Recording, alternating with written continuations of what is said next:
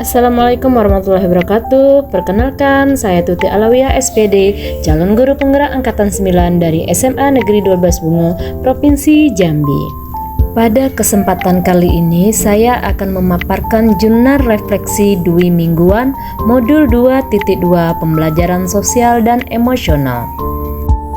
Berikut ini beberapa kegiatan pendidikan calon guru penggerak untuk Modul 2.2 dimulai dari tanggal 2 sampai 18 November 2023. Seperti biasa, kegiatan dimulai dari diri, eksplorasi konsep, ruang kolaborasi, demonstrasi kontekstual, elaborasi pemahaman dan koneksi antar materi. Selanjutnya kita membuat aksi nyata.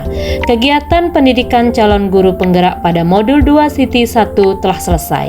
Maka minggu ini calon guru penggerak mulai dengan materi baru pada modul 2.2 Pembelajaran Sosial dan Emosional, dan sistem pembelajaran masih sama menggunakan LMS dengan alur belajar merdeka.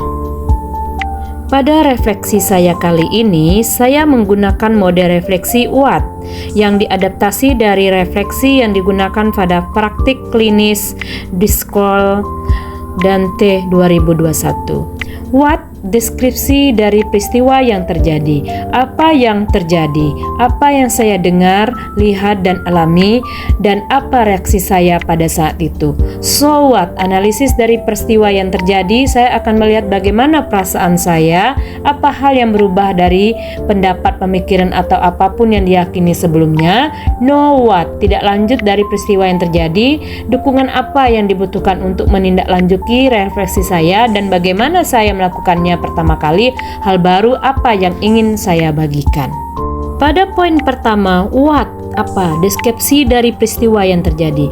Pada tanggal 2 November 2023, proses pendidikan calon guru penggerak sudah memasuki modul 2.2 Pembelajaran Sosial dan Emosional. Alur pembelajaran yang akan kami laksanakan menggunakan LMS baik secara sinkronus maupun asinkronus. Kami mempelajari modul yang membahas mengenai konsep dasar pembelajaran sosial dan emosional yang dapat diterapkan guru di kelas pada anak didiknya, dengan tujuan memberikan pemahaman, penghayatan, dan kemampuan untuk mengolah emosi, kesadaran diri, menetapkan dan mencapai tujuan positif, pengelolaan diri, merasakan dan menunjukkan empati kepada orang lain, kesadaran sosial, dan membuat keputusan yang bertanggung jawab. Dan berikutnya, awal mempelajari modul ini saya merasa aneh. Mengapa seorang guru kelas yang bertugas mendampingi proses belajar akademik siswa harus belajar mengenai ilmu psikologis yang berkaitan dengan kompetensi sosial emosional. Kemudian secara perlahan saya mengikuti alur pembelajaran yang dimulai dari diri dan eksplorasi konsep. Saya mulai memahami pentingnya memiliki kompetensi sosial emosional bagi guru maupun murid. Kemudian kami melaksanakan alur berikutnya, yaitu ruang kolaborasi. Kami berdiskusi dengan fasilitator hebat, juga teman-teman sesama CGP mengenai rencana implementasi KSE di sekolah. Pada proses ini, pemikiran saya semakin terbuka betapa pentingnya seorang guru memiliki dan mengajarkan secara sengaja KSE pada muridnya. Berikutnya, kegiatan pendidikan CGP dilanjutkan pada alur demonstrasi kontekstual, di mana kami ditugaskan untuk merancang perangkat pembelajaran yang mengintegrasikan minimal 2 KSE. Selanjutnya, elaborasi pemahaman. Pada alur ini, konsep dasar pemahaman kami mengenai PSE dikuatkan oleh instruktur yang hebat. Kemudian pada alur koneksi antar materi, tugas kami adalah mengaitkan materi PSE dengan materi yang ada pada modul-modul sebelumnya. PSE yang telah kami rancang pada alur demonstrasi kontekstual kemudian kami lakukan pada proses aksi nyata untuk dapat mewujudkan sikap well-being pada peserta didik. Well-being adalah sebuah kondisi di mana individu memiliki sikap yang positif terhadap dirinya sendiri, dapat memenuhi kebutuhan dirinya dengan menciptakan dan mengelola lingkungan dengan baik. Nah, so what? Bagaimana perasaan saya? Saya merasakan setelah melewati alur belajar merdeka mengenai PSE, saya merasa bahagia dan bersyukur. Bahagia karena dapat belajar ilmu baru dan bersyukur karena ilmu yang saya dapatkan bermanfaat bagi diri saya sendiri dan orang lain di sekitar saya, baik murid maupun rekan guru di sekolah saya. SWOT berikutnya, apa pemikiran pendapat yang berubah dari saya? Sebelum mempelajari modul ini, saya berpikir bahwa sosial dan emosional merupakan kebiasaan, karakter, maupun perilaku seorang yang dapat muncul secara refleks dalam menanggapi sebuah permasalahan yang dihadapi.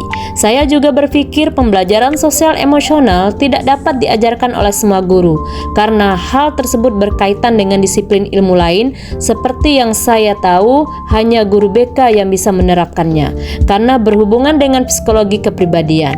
Setelah mempelajari modul ini, ternyata pembelajaran sosial dan emosional dapat dilaksanakan oleh semua melalui pembelajaran eksplisit, pembelajaran yang terintegrasi dalam praktik mengajar dan kurikulum akademik, serta penciptaan iklim kelas budaya sekolah.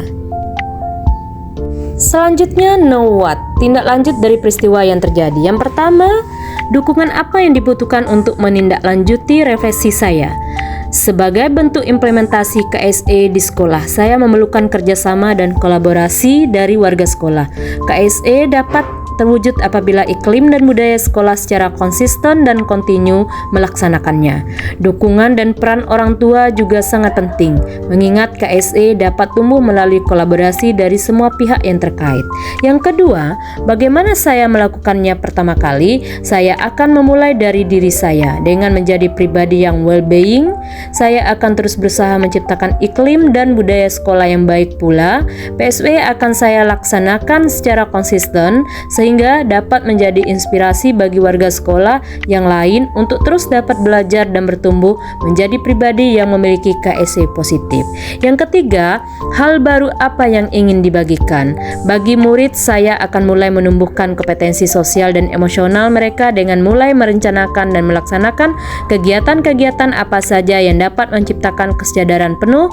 Bagikan sejawat, saya akan membagikan beberapa hal untuk menguatkan KSE, diantaranya memodelkan penerapan KSE dalam peran dan tugas, menciptakan budaya, mengaspirasi dan mewujudkan kepedulian terhadap sesama, mengagendakan kegiatan untuk berbagi praktik baik, mengintegrasikan KSE dalam pelaksanaan rapat guru, mengajak rekan guru untuk dapat menerapkan PSE di sekolah. Terima kasih, itulah pemaparan dari saya. Salam guru hebat. Wassalam.